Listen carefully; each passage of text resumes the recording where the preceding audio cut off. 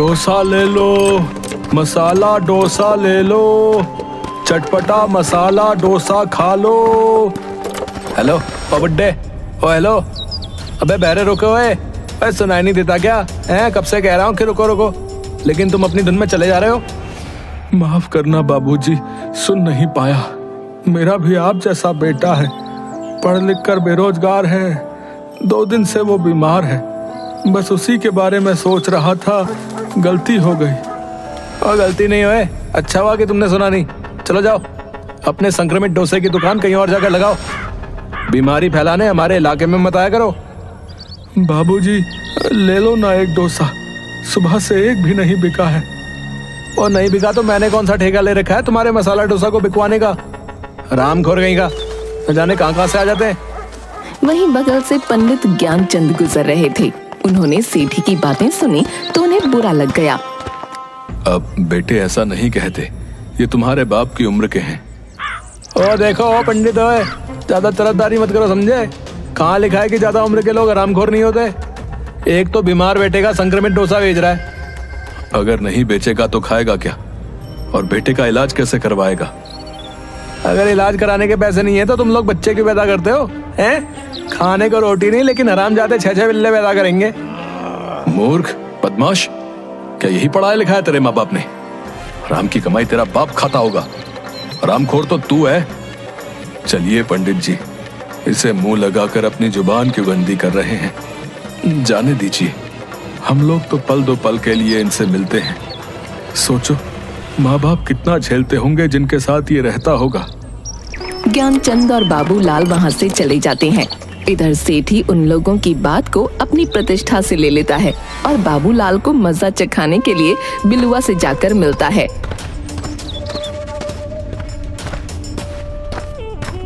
समझ गया ना क्या करना है? अरे सेठ, समझ गया। मैं बाबूलाल का वो हाल करूंगा कि जब भी वो तुम्हें देखेगा ना, उसकी नजर जमीन पे ही होगी। ठीक है, ये लो 5000 रुपए एडवांस, और 5000 रुपए काम होने के बाद मिल जाएंगे। अगले दिन जैसे ही बाबूलाल अपना ठेला लेकर मसाला डोसा बेचने निकलता है, सुनसान गली में सेठी के इशारे पर बिलुआ और 2-3 लड़के मिलकर बाबूलाल को पीछे से कंबल ओढ़ा देते हैं और डंडे, लाठी, लात घूंसों से उसको बहुत पीटते हैं और अधमरी हालत में छोड़कर चले जाते हैं। अरे बिलुआ, चल छोड़ दे अब, नहीं तो कहीं टपक गया तो पुलिस केस हो जाएगा। चल भाग, लगता है कोई आ रहा है। बाबूलाल वहीं पड़ा कराह रहा था, तभी उधर से ज्ञानचंद आ रहा था। अरे बाबूलाल, तेरी ये हालत किसने की? क्या हो गया तुझे? यूं सड़क पर क्यों पड़ा है? पंडित जी, उन्होंने बहुत मारा, अब मैं नहीं बचूंगा। मेरे परिवार का क्या होगा? कुछ नहीं होगा बाबूलाल, धैर्य रख, तुम्हें कुछ नहीं होगा। बाबूलाल बेहोश हो जाता है। ज्ञानचंद किसी तरह बाबूलाल को अस्पताल ले जाता है। अस्पताल में बाबूलाल का परिवार पहुंचा होता है। देखिए, इनके माथे पर बहुत चोट आई है, जिससे इनकी याददाश्त भी जा सकती है। जल्द से जल्द हमें ऑपरेशन करना होगा। इसके लिए जरूरी पैसे जितना जल्दी हो सके आप काउंटर पर जमा करवा दें। वैसे तो मुझे पता है कि एक गरीब आदमी के घर दाल रोटी भी पूरी नहीं रहती, पैसे तो दूर की बात है। सही कहा पंडित जी आपने, हमारे घर में फूटी कौड़ी भी नहीं है। करीब 1 सप्ताह से बेटा युगवीर बीमार है। हाँ पंडित चाचा, भैया तो कमजोरी के कारण आज भी घर में गिर पड़ा था। मेरे पास भी पैसे नहीं जिससे मैं मदद कर सकता। डॉक्टर साहब, आप ऑपरेशन की तैयारी कीजिए, मैं पैसों का इंतजाम करके लौटता हूँ। भैया आप कहाँ जाओगे? आप तो खुद बीमार हो। हाँ बेटा, मधु सही कह रही है, आज तू घर में गिर पड़ा। तू रुक, मैं कहीं ना कहीं से पैसों का इंतजाम करती हूँ। निर्मला के निकलने के कुछ देर बाद युगवीर भी वहाँ से निकलकर पैसों का इंतजाम करने चल देता है। निर्मला सेठ करोड़ी मल के पास पहुँचती है।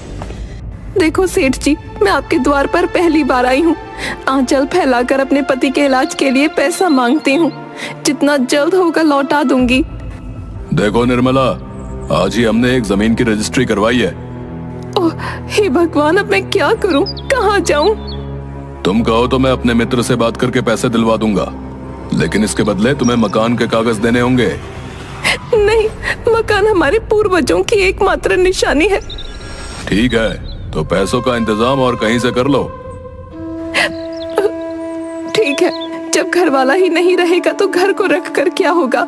मैं मकान को गिरवी रखने को तैयार हूँ, मुझे पैसे ला कर दीजिए।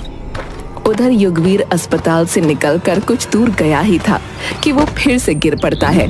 अस्पताल के स्टाफ के लोग उसे पकड़कर अस्पताल में भर्ती करवा देते हैं। निर्मला सेठ से पैसा लेकर सीधा अस्पताल पहुंचती है। दोनों के इलाज में लगभग सारे पैसे खर्च हो जाते हैं। बचे हुए पैसों से 1 महीना घर जैसे तैसे चलता है। अरे युगवीर, पिताजी कैसे हैं? बहुत सुधार है, बस थोड़ी सी कमजोरी है।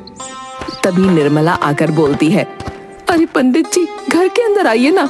बाहर से हालचाल पूछ यूं ही चले जा रहे हैं। आपसे मिलकर उन्हें भी मन लग जाएगा। दिन भर बिस्तर पर पड़े पड़े जाने क्या सोचते रहते हैं। मधु, पंडित जी के लिए जरा चाय तो बना कर लाना। कैसे हो बाबूलाल? अब तबीयत कैसी है तुम्हारी? ठीक है पंडित जी, सब आपकी कृपा है। बस तुम चिंता क्यों करते रहते हो? भगवान सब ठीक कर देंगे। चिंता कैसे न करूं पंडित जी, विवाह योग्य जवान बेटी घर में बैठी है। युगवीर पढ़ लिख कर भी बेरोजगार घर में पड़ा है। मेरी हालत तो बिलवा और सेठी ने मिलकर ऐसी कर दी है कि किसी काम का ना रहा। क्या कहा? सेठी और बिलवा ने मिलकर आप पर हमला किया? मैंने उन दोनों को मसा ना चखाया तो मेरा नाम भी युगवीर नहीं। बेटा, जाने दे, हम लोग गरीब हैं, घर में रोटी कैसे बनेगी, इसके अलावा कुछ नहीं सोचते। हाँ बेटा, अब घर की सारी जिम्मेदारी तुम ही पर है। घर भी गिरवी से छुड़ाना है। अब ठीक है बेटा, अब मैं चलता हूँ, मुझे एक पूजा करवानी है। पंडित जी के जाने के बाद, क्यों रे मधु, तुमने पंडित जी को चाय क्यों नहीं दी? माँ, एक भी चम्मच चीनी नहीं है घर में। ओह हे भगवान, इतनी दरिद्रता किसी को ना दिखाना कि घर में पंडित जी को एक कप चाय तक देना नसीब ना हो। तभी सेठ करोड़ी मल अपने लठैतों के साथ वहां आता है। चलो निर्मला, 1 महीने से ज्यादा हो गया, अब मैं बर्दाश्त नहीं कर सकता। निकलो घर से और चाबी लाओ घर की। घर की चाबी? और तुम्हें क्यों दूं? क्योंकि अब यह घर मेरा है। तुमने जो बाबूलाल के इलाज के लिए घर भेज दिया था, वो याद नहीं क्या है? ये देखो उसके कागज। अरे चलो भाइयों, अपने अपने काम पर लग जाओ। सारा सामान बाहर निकाल कर ताला लगाओ जल्दी। कमीने, तुझे कीड़े पड़ेंगे। गिरवी के नाम पर पूरा मकान लिखवा लिया। याद रख करोड़ी मल, ऊपर वाला सब देख रहा है। करोड़ी मल सारा सामान घर के बाहर फेंकवा कर घर में ताला लगा देता है। बाबूलाल का परिवार जैसे तैसे ज्ञानचंद के मकान में शरण लेते हैं। युगवीर बाबूलाल वाला ठेला ठीक करवा कर मसाला डोसा अपने नए अंदाज में बेचना चालू कर देता है। भैया आओ, भाभी आओ, चाचा के संग चाची आओ, मौसी और मौसा आओ, दुनिया का बेस्ट मसाला डोसा खाओ। दिन भर में मात्र 3 डोसे बिकते हैं।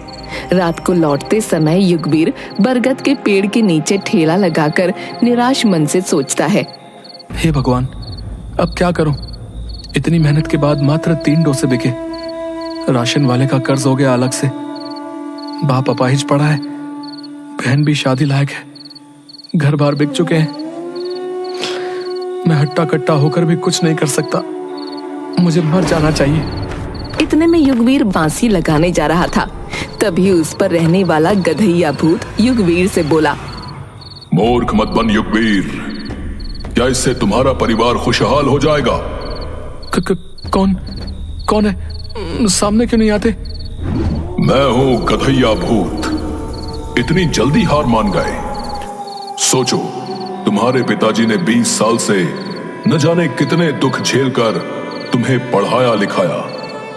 देखो युगवीर, मैं एक मस्त मौला भूत हूं। तुम अच्छे इंसान हो, इसलिए मैं तुम्हारी मदद करूंगा। मैं क्या करूं? पूरी मेहनत और लगन से डोसा बेचने निकला, लेकिन मात्र 3 डोसे बिके। मुझे पता है। ये लो, ये जादुई कड़ी के पत्ते कल से अपने डोसे और सांभर में डाल देना, फिर देखो गधैया का कमाल। जाओ जाओ, अब मेरा आराम करने का वक्त है। अरे वाह, क्या सच में भूत भाई? अगर ऐसा हुआ तो मेरी सारी परेशानियां दूर हो जाएंगी। जय गधैया भूत की। युगवीर कड़ी के पत्ते लेकर वहां से चला जाता है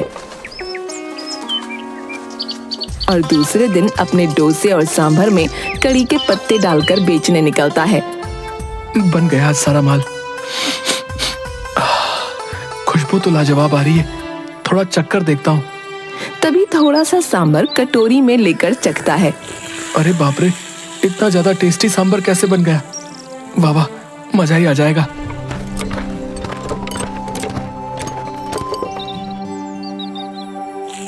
डोसा खा लो डोसा, कम पैसों में थोड़ा नहीं, बाजार में इसका जोड़ा नहीं। भाई बहुत भूख लगी है, एक डोसा तो देना। ये लो सेठ जी।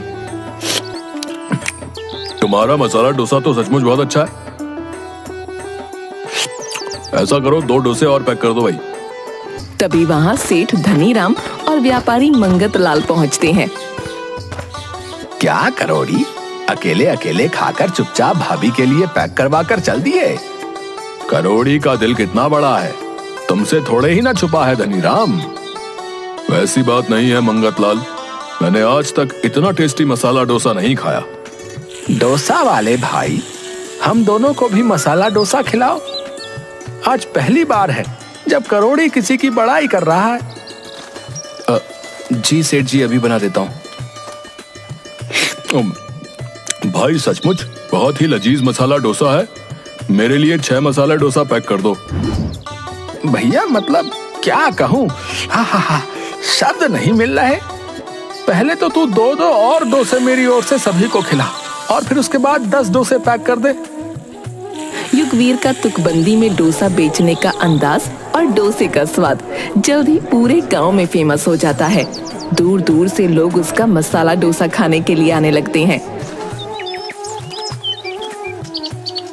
कुछ ही दिनों में युगवीर शहर में जाकर एक मसाला डोसे की दुकान खोल लेता है।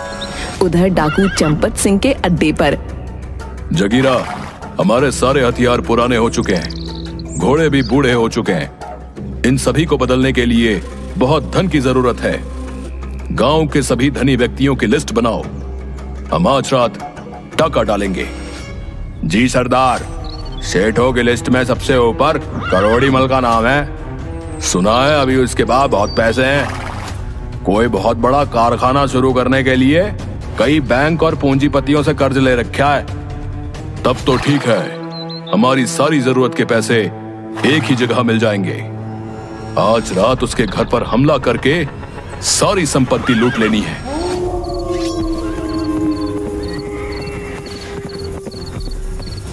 रात में करोड़ी मल के घर पर सरदार, मैं बर्बाद हो जाऊंगा, मत लूटो, ये सारे मेरे पैसे नहीं हैं।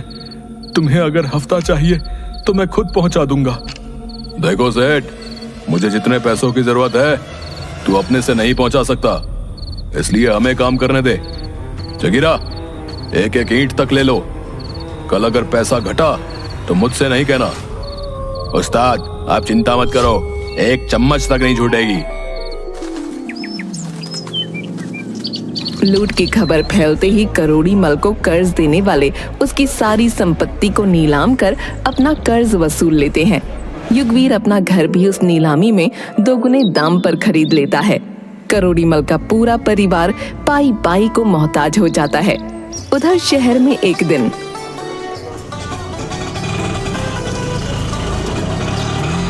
बेटा युगवीर, अमेरिका और जापान से कुछ डेलीगेट्स आए हुए हैं मसाला डोसा की फ्रेंचाइजी लेने के लिए।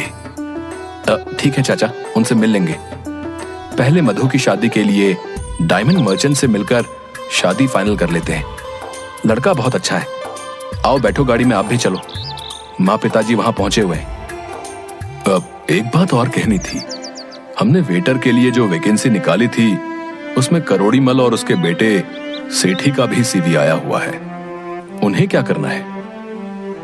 उन्हें अपने रेस्टोरेंट में नहीं रखकर बगल वाले रेस्टोरेंट में रखवा दीजिए, क्योंकि हमारे यहां काम करके वो लोग हमेशा अपनी लाचारी पर रोते रहेंगे, जो मैं नहीं चाहता। वाह युगवीर, तुमसे मुझे यही उम्मीद थी। बड़ा वही होता है जो बड़प्पन दिखाकर किसी को माफ कर दे। तुमने तो उससे भी आगे बढ़कर उन्हें नौकरी दे दी।